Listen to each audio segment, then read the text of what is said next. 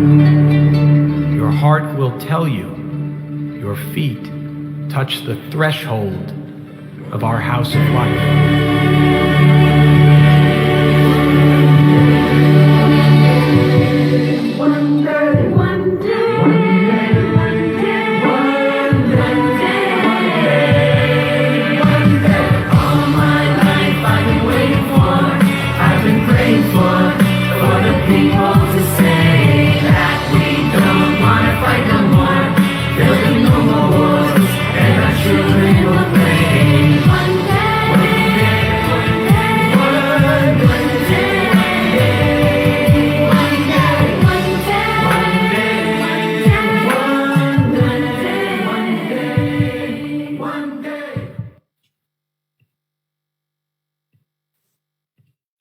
Good afternoon, everyone.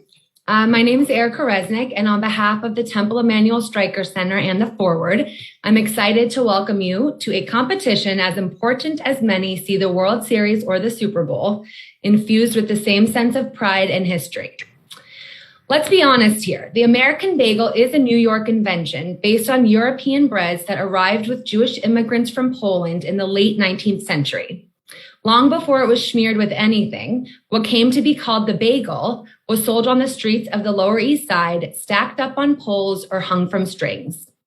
Competition among vendors grew so keen that in 1915, New York's bagel makers formed their own trade union, Local 338. I should note that at that point, there weren't even 3,000 Jews in Los Angeles, and they probably weren't eating bagels.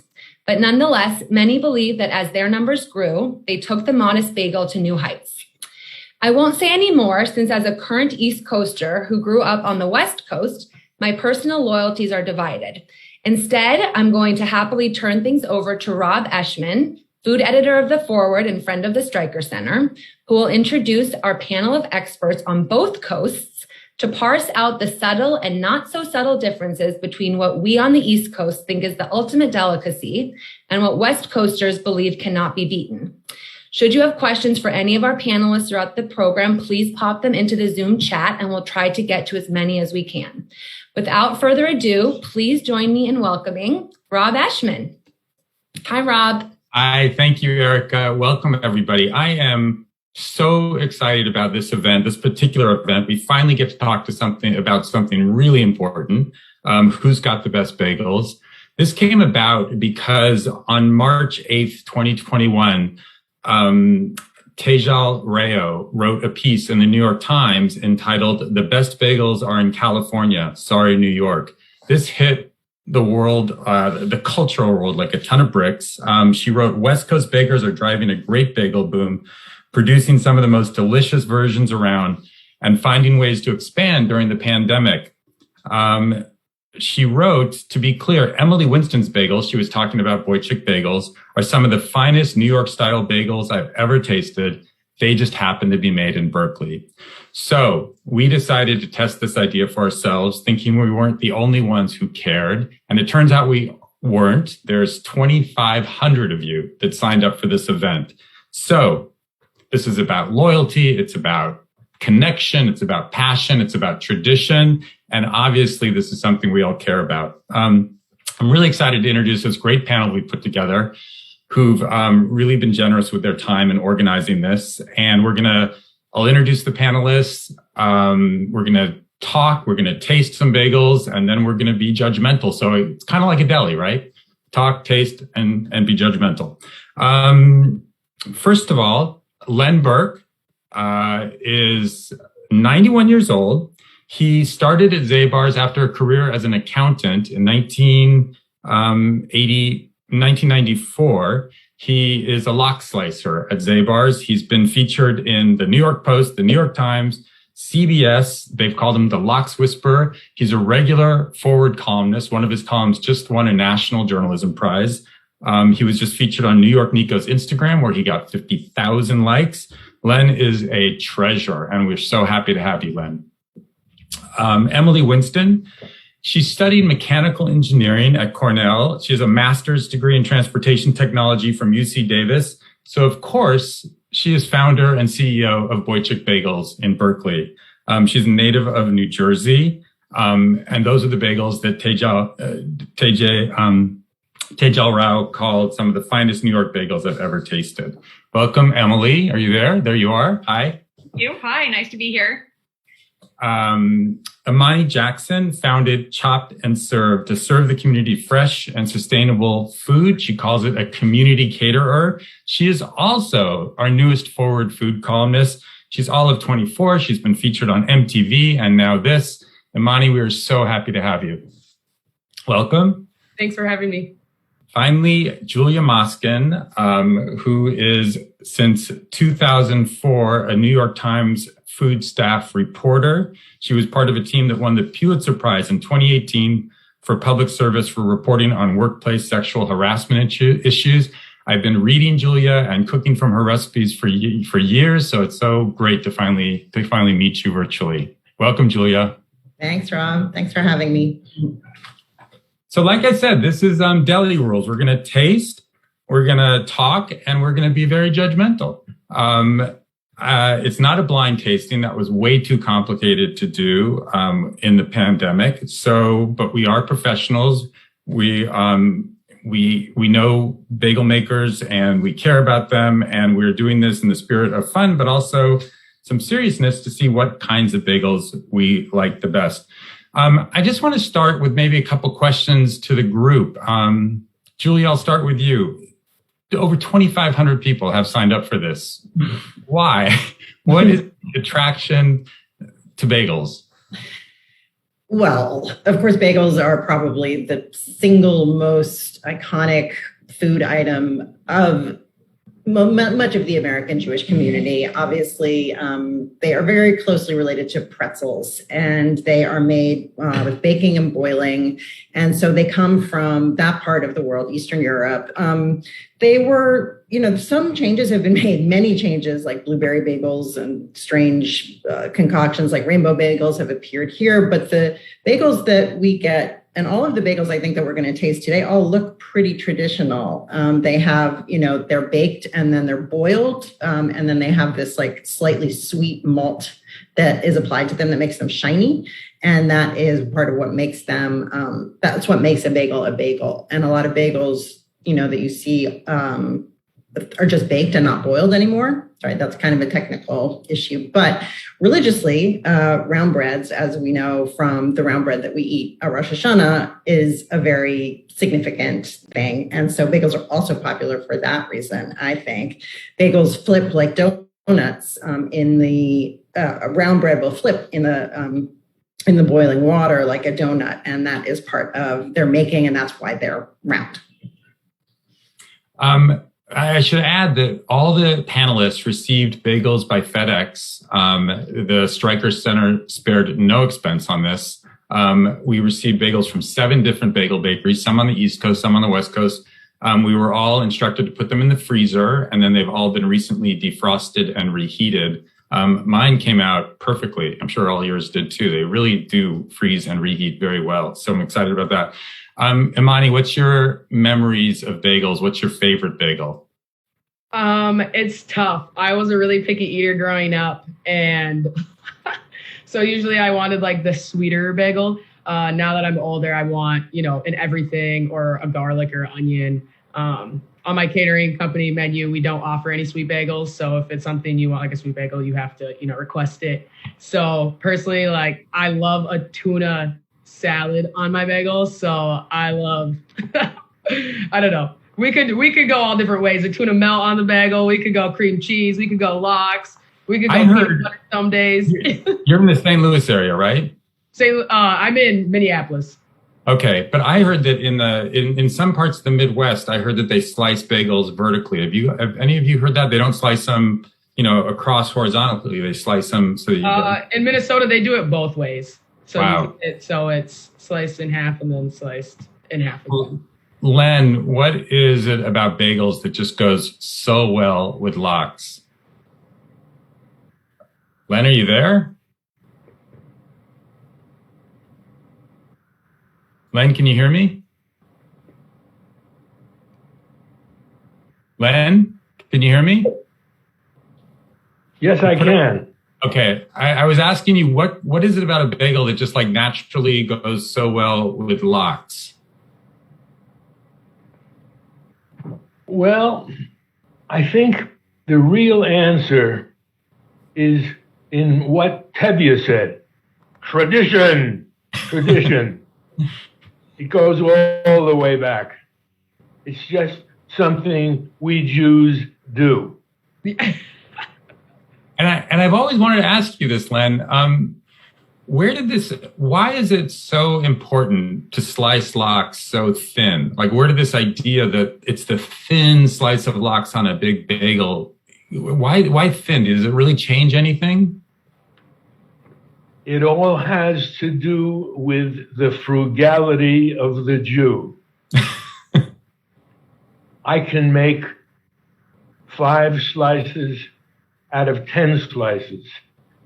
And if I make those 10 instead of 5, it will go much further on the table. That is Lox these days cost around $50 a pound. So the thinner the better, the further it goes.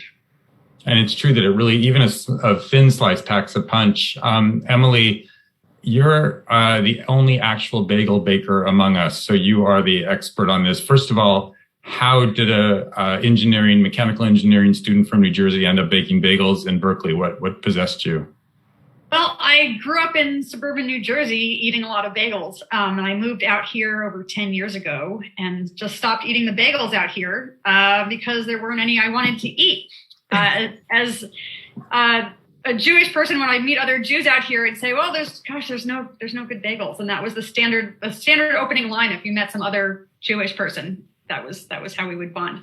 And then I heard the very sad news that the original H&H had shut down. And I was so devastated that I would never have their bagel again, because that was I consider that my holy bagel. There was, regular bagels in New Jersey, but that was my golden standard. That I would never have it again. I decided to try to just play with recreating it. There had been some people working on bagels here already, so it just became a hobby. And 5 years later, I made a great bagel, and my friends were like, "You should be selling these." It took you 5 years? It took 5 years. That's the real question. It was just a personal quest to see if I could find my great white bagel. Wow. How did the New York Times, when the New York Times piece came out, how did that change your business, your life? Yeah, well, that basically blew the roof off the place. We're 1,200 feet. We'd been busy since we opened. We've had a great following and great press from before we opened. And that was pretty wild. We had a 2-hour line the day that came out. And things were pretty nuts for a while. We were book bagels in advance. There was a lot of crazy. It's finally settled down from that, and now we're at a new higher normal that we're doing. Basically every day we do over 4,000 bagels a day out of our little space. So, wow! And I'm working on growing.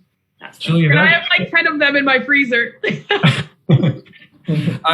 Julia, that brings me to this question, and then we're going to get into the tasting. But in the early 2000s, Mimi Sheraton, who was at the time a New York Times restaurant critic, she wrote that the state of the bagel is deplorable. And that was, 20 years ago. And now we are celebrating a lot of young people in their 20s and 30s.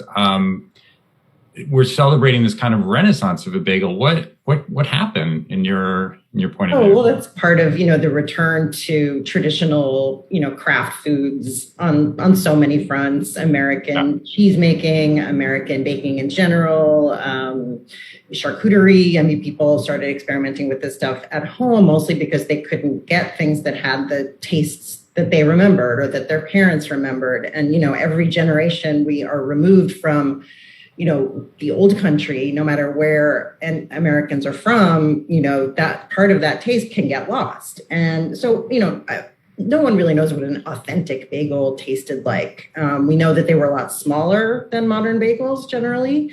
They were like 4 ounces, right? Is that right, Emily? You've heard that the original bagels were kind of small. in my reading that, at least from and I don't know about original Poland now, like my frame of reference is New York being original. And like the stories my mother would tell me that she would say in Queens, she grew up in Queens, and she said, oh, the bagels there were smaller. And also my reading came to 4 ounces, but I don't know what they were doing in Poland. Right. And just for illustration for the viewers, so this is Emily's bagel, and this is a New York Essa bagel. And Emily's bagel is a lot more dense. And Emily, you can explain that to us. It's still, chewy and delicious, but this has a lot more air and fluff to it. So, people are just experimenting with, without even using bagels, that people brought over from in, let's say, the 18th and 19th century would have been made with yeast. But before that, we have to assume that they were made with wild yeast as sourdough breads. So it's all part of this return to artisanal food and, diving deeper into authentic, so-called authentic foods, whatever authentic was. And bagels kind of got caught up in that. For sure. Yeah. But I also have some opinions about why lox is sliced thin. We can get into that later. Well, because it's also, you want the bagel to be chewy, and you don't want the things that are on the bagel to be chewy, because that would just be too much chewiness. So I think it's really important that, with the cream cheese, that the lox sort of melts into it and creates this soft, it's like a tuna melt. Like you wouldn't want, a tuna sandwich with a chunk of cheddar cheese would not work, but the melting of it makes the whole thing work. Also, it really does bounce. Yeah, it really does. Also, I've heard, and I'm curious about this Imani, because I had someone come to live with me from Idaho, and she had never had a New York bagel, but she was like, I know about bagels. We have bagels. And so she only ate them as like a sandwich. Like she would put lox and cream cheese on and eat it as a sandwich. And to me, I literally grew up like 6 blocks from Zabar's. I realized I've had a very, sheltered existence, but like we would only eat them open, like one side. And I wanted to get her the full experience. She ruined it. She was only 18, and I made this perfect bagel for her. And then she went, and I was like, why are you doing it? So is that more of a Midwest? Yeah, no, see, I grew up with my Jewish mother open it, open face. Every time I serve it, it's open face. So I've never seen someone personally eat it like that. However, I never really have friends who eat lox, unless they're Jewish. So I might have one friend, and she'll just eat it. She'll just pull it apart and just take it piece by piece. She won't actually make a bagel out of it. So everyone's different here in Minneapolis. But we do have the Food and Wine Best Bagel magazine list. They did say that Rise Bagel Co. is one of the best bagels in America. And I will contest to it because it is delicious, and I can never get there on time before the bagels sell out. So it's like hit or miss. Next year, we have to go Midwest as well into the competition. Lynn, you've been eating bagels longer than any of us. I just wonder how the bagels that you ate as a child compare to the bagels now. Like when we talk about what was back then. Are they very different than what we're eating now, or are they the same? I don't think so. I think a bagel has always been a bagel. Some are better than others, but they're basically what they've always been. Something delicious, something to bite into with some lox and cream cheese on top. It seems it's the same to me as it was when I was 10 years old and my parents sent me down to a Deutsch store to buy some bagels and lox. Seems pretty much the same today. I think that's part of the attraction, right? It's that tradition, that connection to the past. So I am sitting in my office smelling these 7 bagels, and I really want to start eating. So why don't we start? Everybody kind of set up the way they wanted to. We've all defrosted and reheated our bagels. Some of you have cream cheese and lox. Some of you are tasting them plain. I, of course, have my seltzer because you got to have something to clear your palate between bagels. So you guys want to start? Why don't we start with, we're going to go in alphabetical order. And we're going to start then with the black seed bagel.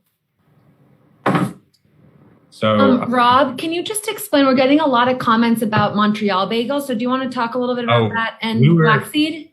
We were definitely going to get to the Montreal bagels. So the minute we announced this event, the first emails I got, the first texts I got were, what about Montreal bagels? What about Montreal bagels? There is a serious contingent of people who only think that Montreal bagels are the be all and end all. So first of all, we decided to make this West Coast versus East Coast of the United States. So we stuck with bagels in the New York tri-state area and West Coast bagels. But Emily, do you want to talk a little bit about Montreal bagels and how they're different?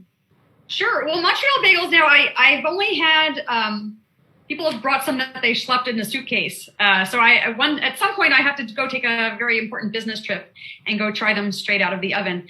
But a Montreal bagel tends to be more of a larger ring with a bigger hole in the middle and a thinner kind of strip of dough. And there's no salt in the dough. And then there's honey in the boil pot. So it gives it more of a honey finish. And they have to be baked in a wood-fired oven. That's usually like a long, deep wood-fired deck oven. Why do they have to be?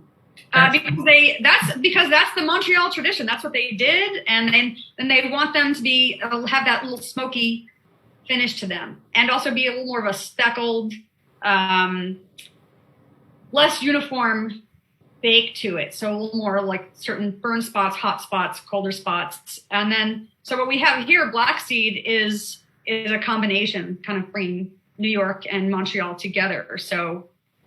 So the Black Seed Bagel is started by a James Beard nominated chef, Diana Daong, and some two partners, and it combines kind of New York and Montreal. Any comments on it? Imani, you want to talk about what you're eating as you're chewing? Yeah. I'm eating the poppy seed one, and I mean, it's that. I'm excited for the other ones. There was the one you sent me, Rob. Let me see the name of it. Courage. I'm really excited for that one because the way it smelled made it smell just like the shop. Specifically that one. I was like, ooh. So. Okay. Julia, did you have any comments on Black Seed? Well, I just think it should probably be clear to the people watching that, we know that, tasting a plain bagel against an everything bagel, against a sesame seed bagel is a very unscientific tasting. Like, we are not trying to do a blind tasting and an assessment. We're just kind of talking about bagel culture here, the different choices that different bagels make, different bakers make. Like, you can, and we should show them to you, before we eat them. For example, here's the Essa bagel again, and you can see the twist that shows that it's hand rolled, and this has a very thick coating of poppy seeds on the bottom. So those are just different styles, really. So we're not going to try to say like this everything bagel is better than this plain bagel. That makes no sense. The next one, I guess, is the Boychik, but we'll talk a little bit about Black Seed. I taste a little honey on or something a little. The crust of it has a little sweetness to it, and it's got a nice crackle. Like, it's a very thin crackle, but it's a nice crackle.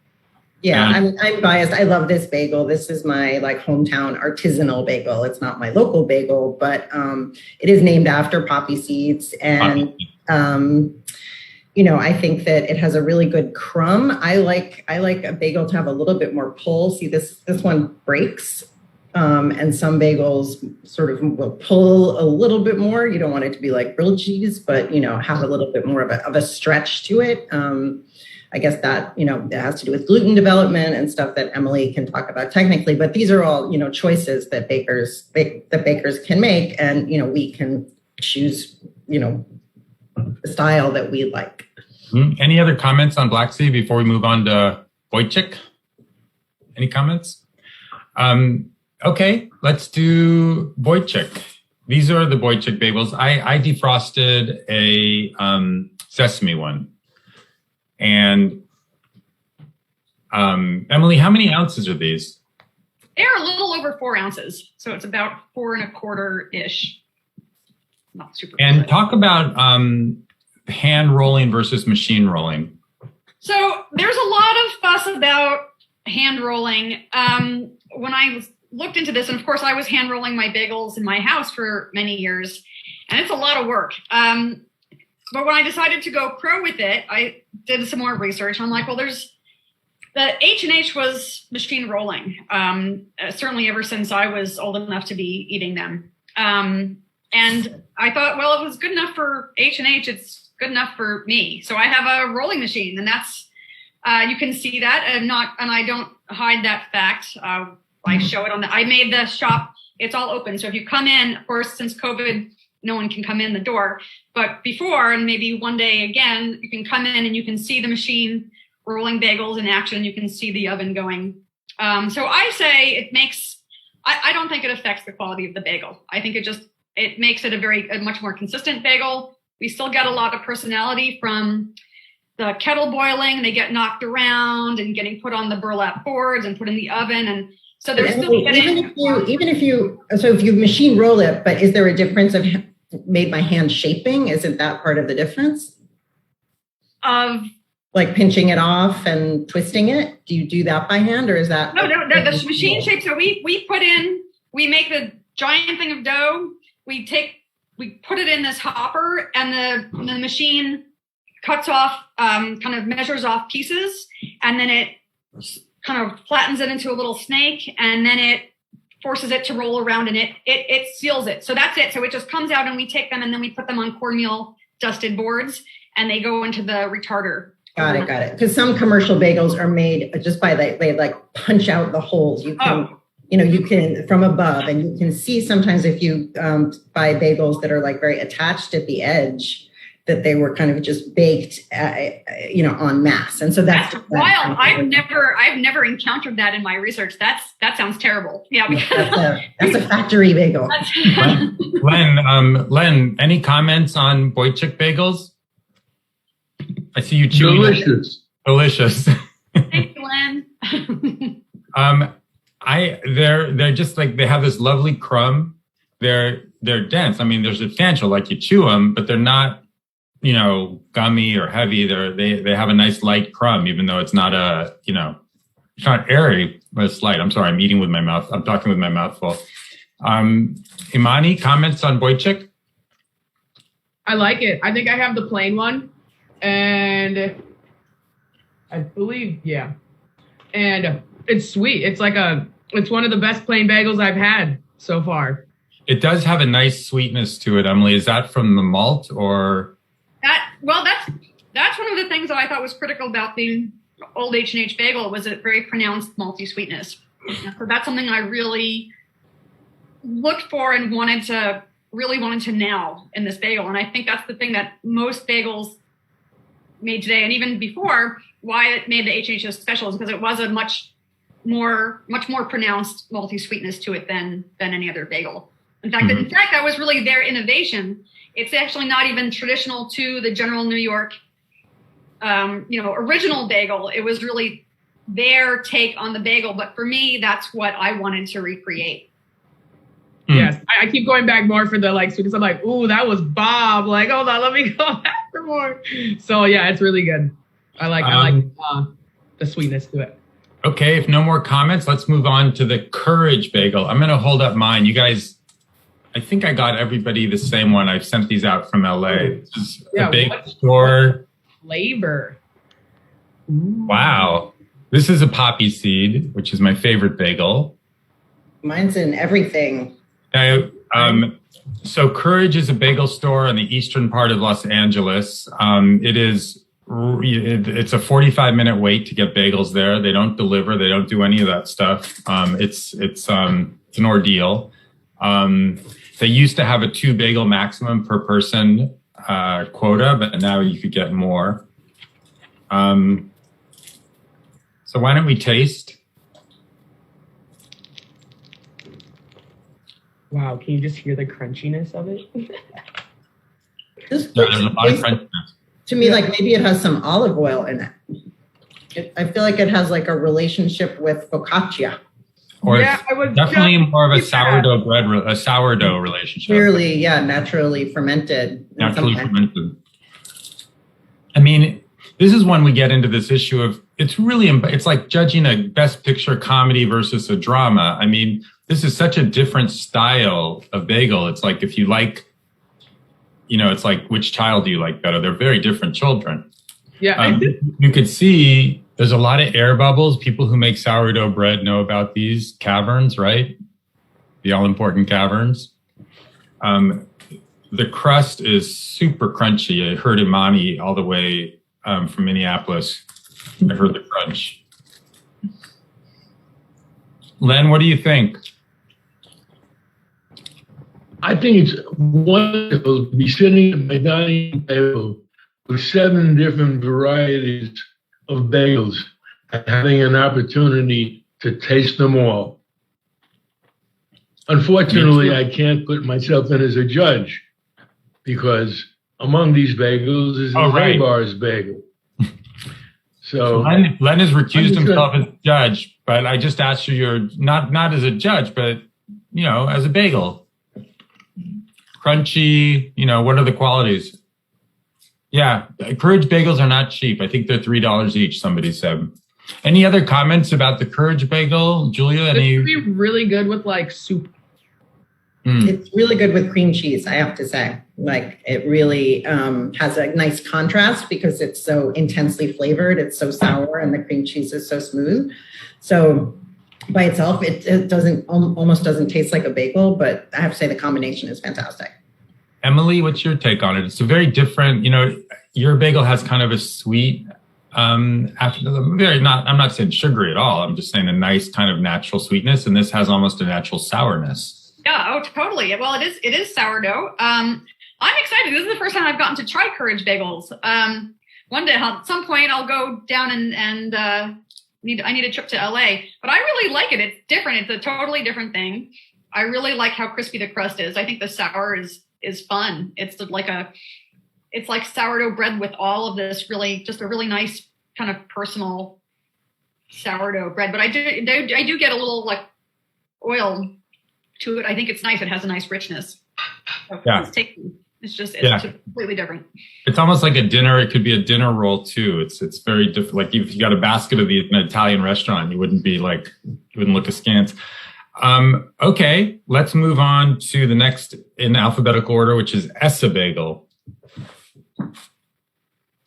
So the Essa bagel, I think, as Julia pointed out, is a big, thick kind of. Well, yours is a little different, Emily. A big, thick square. Mine looks almost square.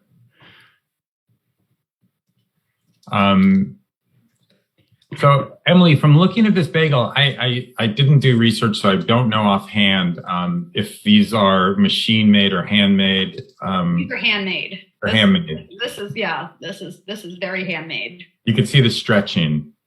The stretching and the twist. So a machine doesn't do that kind of twist, which you can really see. I don't have a cinnamon raisin from them, but you can really see it there. But also just the fact that they're like they're much more different. They're much more snowflakey. Like here's another one I got, and it is this one's kind of more square.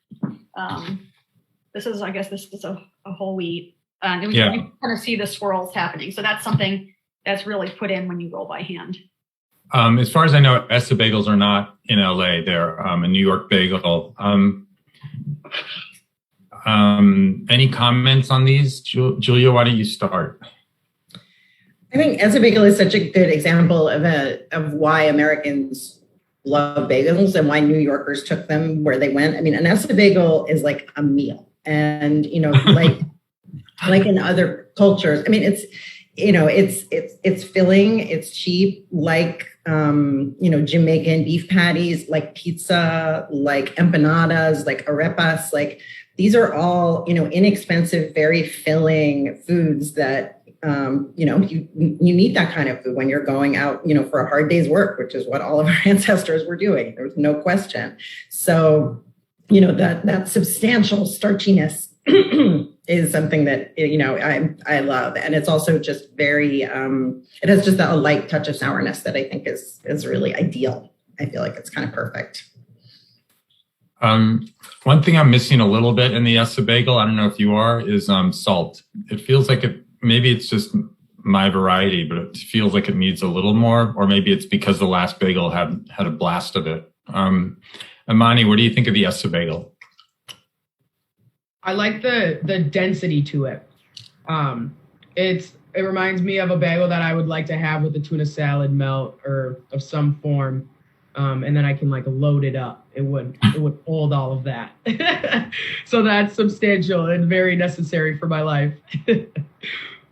Emily, these feel, first of all, they don't have a big hole in the center, at least mine doesn't. So I'm wondering if that's like, that's a break with tradition, because weren't bagels originally put on poles and sold? They were. That's how I've read that originally they were even put on strings and they were carried, and that's how like peddlers kind of even put them on your doorknob. That was like the bagel delivery. That's really a function of how you're hand rolling, and you can control that. So Essa, I think, just kind of went with a stylistic choice to make, the bagel this size and then this style, because you can hand roll and you can control that vastly. So the Montreal bagels are traditionally hand rolled as well, and they intentionally give them a much larger hole.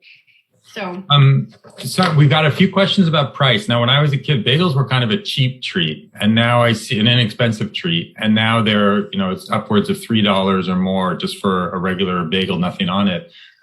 What goes into the cost? Like, how does that factor in? How do you get to $3 or $4? Well, I'm using almost entirely organic ingredients, first of all, which is not something that was done in New York back when I was growing up, and I don't think it's being done, at least widely now. Using really good flour. I'm using getting my flour from the same place that Acme Bread does, and Tartine. So really super high quality flour. I don't skimp on ingredients at all. My everything mix and the salt and pepper bagels and salt I use Melvin flake salt for that, and it's so good. And for me, it's just, I want it to be awesome. I've been in California over a decade now. I want to use organic, happy ingredients, do all the things. So that it adds, plus there's, labor is not cheap.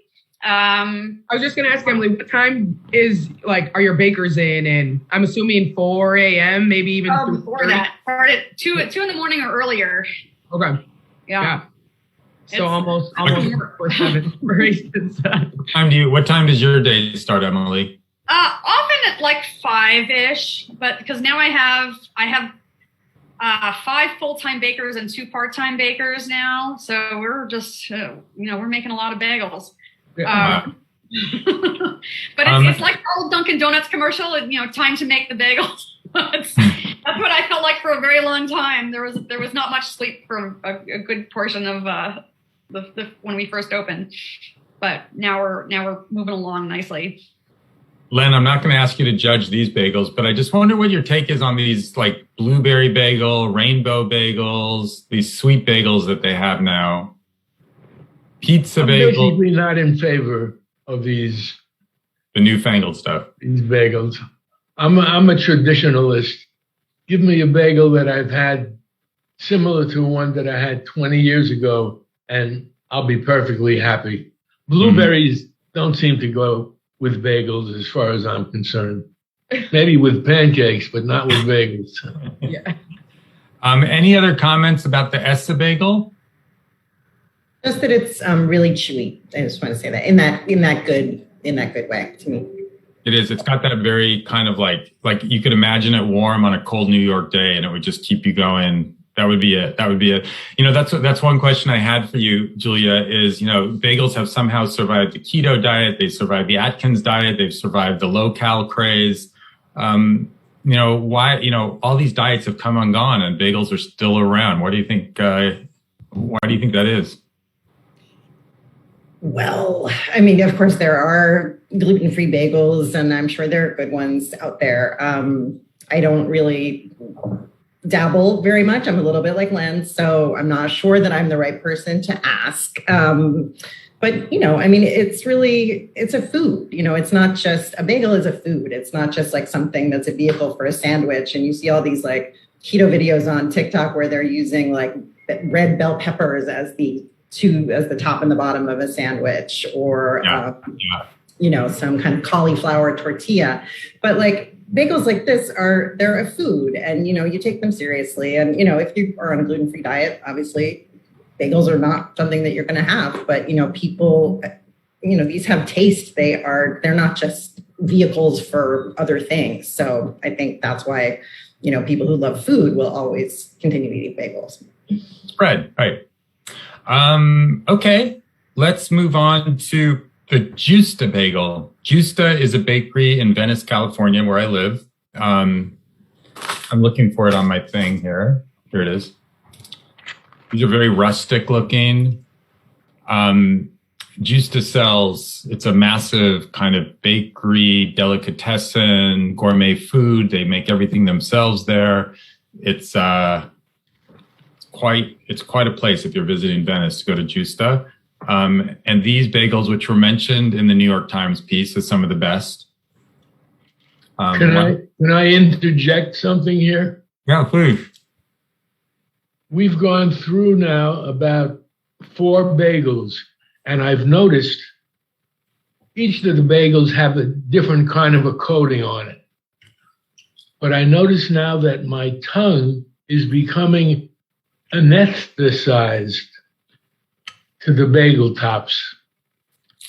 I'm afraid that if I continue with this, I'm not going to be able to tell the difference between them anymore.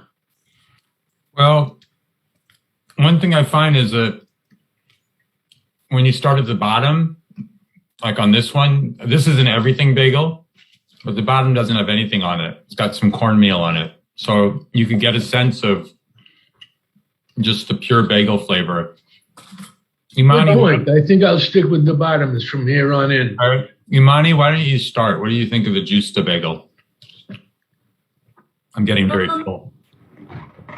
Yeah, I taste a lot more like sourness to it rather than sweetness. I think I have a onion one, maybe an everything one. But yeah, I taste that sourness, and it's a lot more. This one may not have gotten reheated properly, but it's a lot more dry and a lot dense in over here in Minneapolis than what I'm eating. Yeah, very different style. Julia, what's your take on it? Rob, do you know why? Obviously, the crumb is much more brown than a traditional bagel, and it definitely tastes like sort of a sourdough wheat bread in a good way. But do you know why? Did they use some whole grain flour there? Well, I know that they pride themselves on like artisanal flours. I don't know offhand if I think they have a wood oven, but I don't know if they use for the bagels. But these definitely have a very kind of roasted, that kind of almost a wood oven taste. They're very kind of rustic on the outside, and on the inside, I think it was Imani. You said it's sour. It's clearly a sourdough fermentation. Yeah, it's really good. It's so interesting. These are just completely like night and day styles. Like you just can't. And like Lynn is saying, the toppings are very different too. So that's different. Lynn, this is a really important question that I've had for you. I once read that the number one reason people go to ERs to the emergency room on Sunday morning is bagel cuts. So you're a master slicer. What do you recommend people do to cut a bagel without ending up in the ER? Use a very sharp knife. A bread knife? You could use a bread knife, but it has to be sharp. Dull knives are really what usually cause a lot of injuries. Cut the bagel right down the middle and enjoy. And what do people do wrong? How do they cut themselves? They use a dull knife and it slips, or they don't curl their fingers back? Well, the important thing is never to have the blade of the knife be cutting in the direction of your arm or your hand. There's a little slip there, and you can easily cut off a finger. So always cut away, not toward any part of your body. Okay. Emily, what did you think of that? We didn't hear from you about the Justa bagel. It's totally different. It's definitely sourdough. I would say it looks like there must be a whole wheat flour at least in part. Yeah. If not entirely, I'd say this could be a 100% whole wheat bagel. It reminds me, I had done 100% whole wheat bagel for a while. It wasn't selling that great though. And then I replaced it with the egg in the lineup. But I would say that it's super sour. It's a totally different thing. Again, it's interesting. I think the bottom crust is really fascinating to me. That's very different and more of a dusty bottom crust, which is unusual. Does it look like it's boiled to you?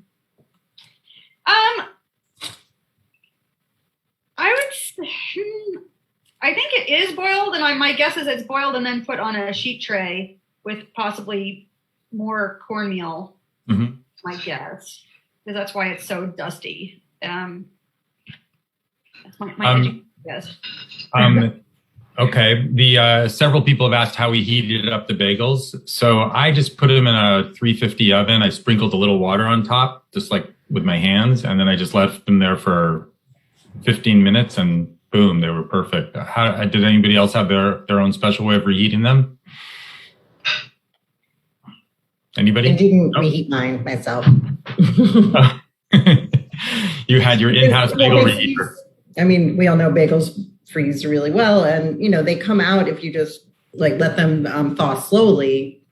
You don't. I will eat a bagel toasted or I guess raw, but I don't usually eat a warmed up bagel personally. But I think that's just a matter of taste.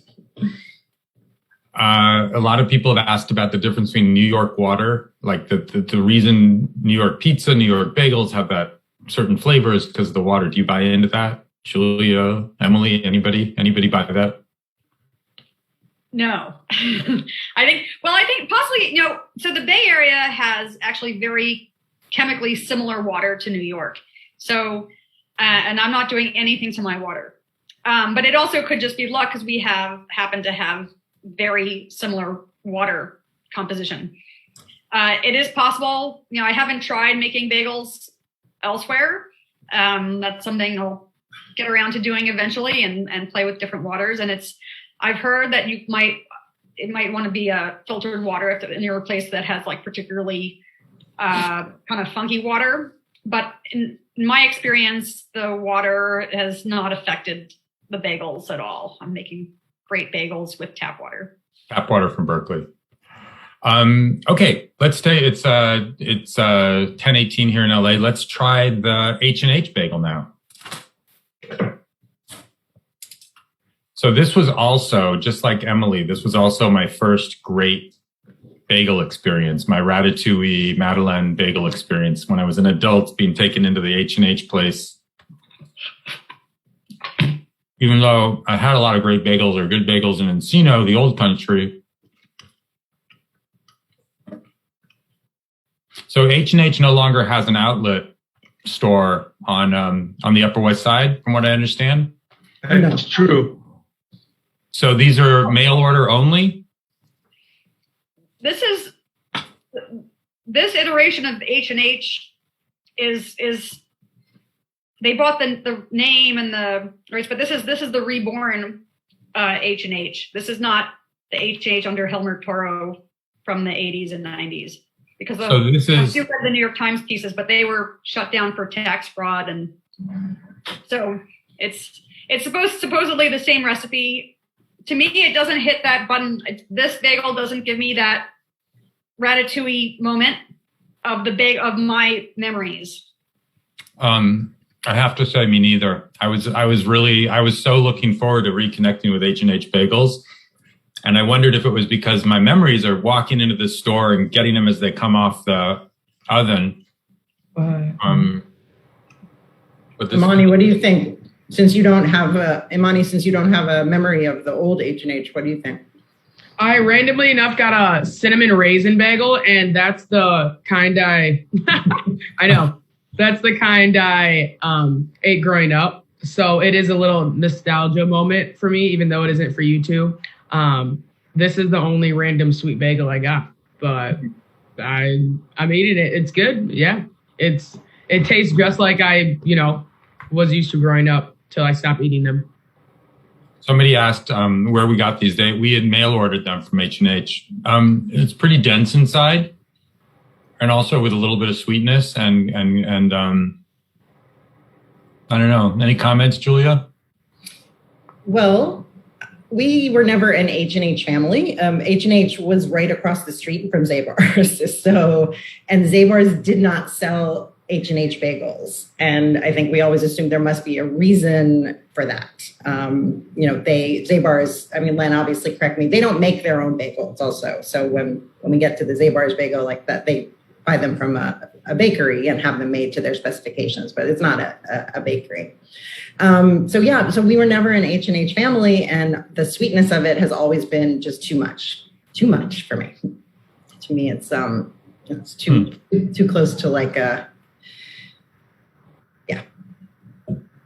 just a little too sweet. But we did go from my elementary school. We did go to the H&H Bagel Factory on a field trip, so that was a very early tasting experience for me. Actually, I have a question for Lynn. As I had heard in my research, I had people tell me that H&H, that decades ago, Zabar's was buying their bagels from H&H. But maybe that's... Say that again? I had people tell me that back, some decades ago, that Zabar's, the bagels that Zabar sold, they actually were selling H&H bagels. That's what they were buying from at some point in the past. I believe that's true, although I'm not positive. But now I think it's very important to point out here that all of these bagels that we're tasting are bagels that are prepared for mailing. And they are a lot different than the bagel that you would get right out of the oven. When I go to work at Zabar's on Thursday, and I walk through the kitchen in the morning, the aroma of bagels in the oven permeates the area, and it's just delicious. Zabar's has their bagels boiled elsewhere, but they get them after they're boiled, and they bake them in their own ovens so that they come out and are put behind the bread counter. They are piping hot and delicious. You can't get another bagel that good. That's beautiful. It's so true. There's nothing like, I think all of us fell in love with bagels when we had our first truly hot, fresh bagel. There's nothing like it. But I also think that most people are not eating bagels right out of the oven anymore. Most people who get bagels are either getting them from the store or after a little while after they've been made, or they take them out of their freezer. So, they've got to be ready in that case too, I think, right? Is that right, Emily? Or what do you think? That is. Well, that's why I'm not a huge fan of mail ordering bagels, because I want people to have them really fresh. And I had taken these for myself and set them aside and froze them, and they're not what they can be. But having them fresh, hot out of the oven is just next level. And that's what I want to give to my customers. Ideally, you come into you show up at my door and people can say, I want what just came out of the oven most recently. And here's a hot sesame bagel. And it's just like an order of magnitude, different experience. But I feel like if you're going to have, that's the fresh, the best bagel you can get is fresh out of the bagel shop oven. Yeah. So let's go to Zabar's. We have not done Zabar's yet. Our last bagel, fittingly Z. This is the Zabar's. This is a plain Zabar's bagel, which is just kind of a beautiful little bagel. Not huge, right? Yeah. To me, this just tastes like a New York bagel to me. It's very low in salt and sugar. So, it's definitely, if you're putting butter on this bagel, you want it to be salted bagel butter, or you want something like Zabar's whitefish salad. All of those traditional Jewish appetizing foods are very salty. And so you need a neutral, backdrop for that kind of thing. total blank. I so agree. It's a total blank canvas. And when I first bit into it, I thought, God, I want butter on this. I want cream cheese on this. I want lox on this. And that's part of what a bagel's there for, right? Imani, what's your take? It tastes like a New York bagel. You know, that's definitely, I haven't really had any East Coast bagels until now. But the last time I was in New York, I was there for 5 days and I had bagels, I think, for every single meal because I couldn't get over it. I was obsessed. Like the 24-hour bagel shops, is that a joke? That would never happen in Minnesota. So it definitely tastes like when I was back in New York and then I hopped on a plane to Israel right after. So yeah, I would love to taste the other flavors rather than just the plain too. Yeah. One of the questions, a couple questions have come in. We've gotten to a lot of questions in the course of this, but a couple that we haven't gotten to is bialys. Where do those fit into the bagel, into the panoply of bagels, into the firmament of bagels? Emily, bialys, they're not boiled, right? They're not boiled. So I only had 3 bialys left on Friday. So a few of you got a bialy. I got one. Okay. So bialy is like the cousin to the bagel. It's a different dough. It should be a different dough that doesn't have any malt in it. And it's not boiled. So instead you make a ball, and then you kind of smush it out and make a little crater and then put in an onion and poppy seed filling and bake it. So it's more like a Jewish kind of focaccia almost, or I think of it almost as somewhere between focaccia and ciabatta. So there's more oil. It's tasty, and I think, and it's much more on the salty side of the fence, where I like my bagels.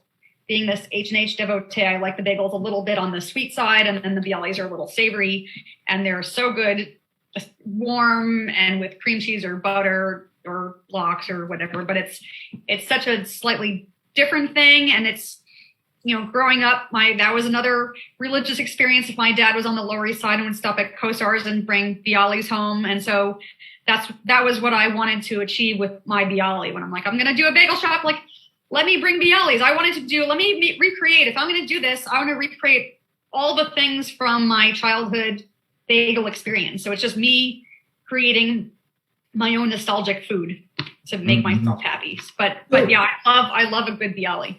I actually have a question for everybody, because I was raised definitely only eating bialys toasted. Like they were like English muffins. They're pale. They have like that fluffiness, and we toast them so one side is flat and then one side has the circle in it. Do any of you eat what I consider raw bialys? Because I've met someone who does that, and it's upsetting. I grew up eating warm bialys, like without toasting them. I did not toast my bialys. And eat them whole. And I would go, when I visit New York, I'd go to Lower East Side and get them and eat them, and maybe just throw some cream cheese in that center well. But you know, to each his own, right?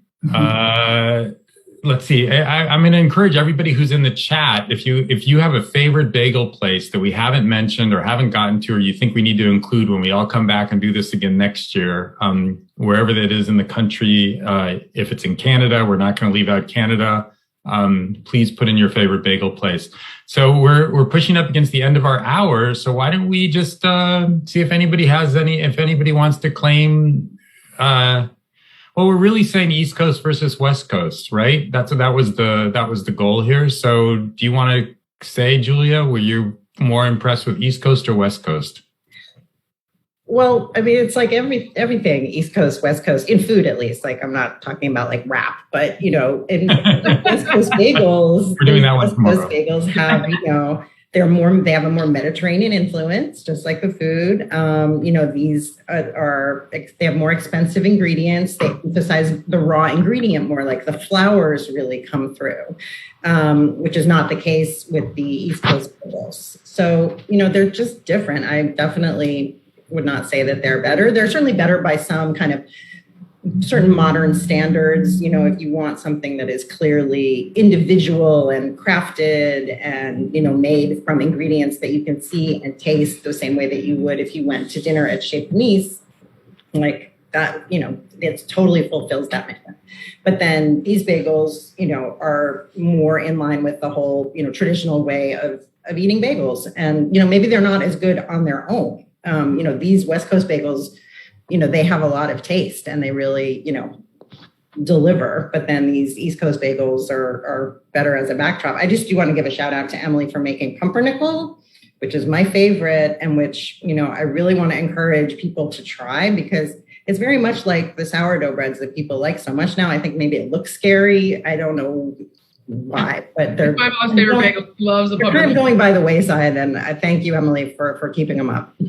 Thank you. Imani, so let me just put you on the spot for a second, Julia. Did you have a favorite bagel among all these? I have to plead the fifth. As a journalist, I have to be objective. Okay. I'm not. Imani, what is your preferred, East or West Coast? Did you want to chime in on that? Yeah, I won't plead the fifth. I will definitely state some facts of my taste buds here. And Emily, I was a big fan of the plain bagel. I felt like I could taste your childhood in the bagel and like your experience with that. And that's like what I'm big on is, being able to bring your childhood, and like your menu should be able to like explain who you are. And I feel like I was able to taste that and see that. So for those reasons and being able to talk to you, it adds a lot more value to your bagel rather than just getting another one shipped to my house. So that one was definitely my favorite. And I'm not a plain Jane, y'all, and that was a plain one. So that says something. But all of them are fantastic. I'm ready to try them fresh out the oven, straight from the establishment, whether it's East Coast, West Coast, up north, in Costa Rica in January, in Europe somewhere. I'm eating a bagel wherever I am just to see, all right, let's see how you guys do this. Lynn, you have recused yourself because you're actually an employee of Zabar's, which makes perfect sense. So Emily, did you want to, I'm going to guess that your favorite bagel is Boy Chick, but what's your second favorite? I gotta say, I'm really impressed by the Courage. I think that's fun. It's totally different. It's tasty. I was a little concerned that like how kind of burnt looking it is. And I was thinking like, God, I don't really like bagels that are burnt, but it actually isn't really burnt. It's more just a really nice crust on it, and it's very flavorful. So good. That's fun. I am going to say I am more of a West Coast bagel. I was more impressed with the West Coast over the East Coast bagels. I thought there was, Emily's bagel is more of a traditional bagel, and yet it has those really pure ingredients. So I like that. And then the Courage bagel, I truly loved. I thought I had it, and then my son brought us back some Courage bagels with lox and cream cheese, which were delicious. So I think the Boy Chick, which is more traditional, the Courage, and the Justa, which are more very LA and of the moment, I really preferred those. For nostalgia, the East Coast, I did like the Zabar's bagel a lot. It did bring me back to my New York bagel days and to a little bagel with, standing in line at that Zabar's outlet on Broadway. So I love those too, but more West Coast. Any other thoughts? Any final thoughts? No, actually, I was saying that I think the Zabar's, it has a nice, what I call leathery crust. I'd say that this reminds me more of my early taste memories than the H&H bagel. Like, I feel like there's something, it doesn't quite have as much maltiness, but that like kind of leathery, that I call that a leathery crust versus a crispy crust. So I'd say that this is the most nostalgic that I'm yeah. The East Coast. Although I do have to stick up and not to sleep on Essa bagel, because that chewiness is something that I think a lot of us really love in a bagel, and it really is the most, just that, like if you're going to chew on a bagel for like an hour. that was my problem with the Essa bagel. I don't want to chew on a bagel for an hour, and I don't want to eat something else that week. Yeah. I wanted to take a moment to thank the Streicker Center that put together this incredible program. I want to thank Gadi Levy, the maestro of the Streicker Center, Erica Resnick, and Ari Weiss, who just worked so hard to make this happen. I want to thank everybody in the chat, everybody who participated. If you have any more ideas, you can always email me at eschman@forward.com, and I will and we'll incorporate it next year. I'm really hoping that all of you judges will be back with us next year, because I could feel this is the thing that we have to keep on doing. There's new bagels all the time. And there's more bagels. Zingermans, we left out Zingermans, which are great. I want to thank each of our judges. You guys just made this so fun and so interesting, and you're so well informed and not just easy to talk to, but you really know what you're talking about. I think that West Coast Bagels did pretty well here today, and we also have these nostalgic feelings for East Coast Bagels, but I think Tejal was not far wrong. So thank you all for joining us. Anything else? Any last comments? Len, we'll see you. If you want a real New York experience, get up Sunday morning, go down, stand online at Zabar's, get your bagels right out of the oven hot, and then step over to the lox counter, have one of the expert slices, slice your lox, paper thin.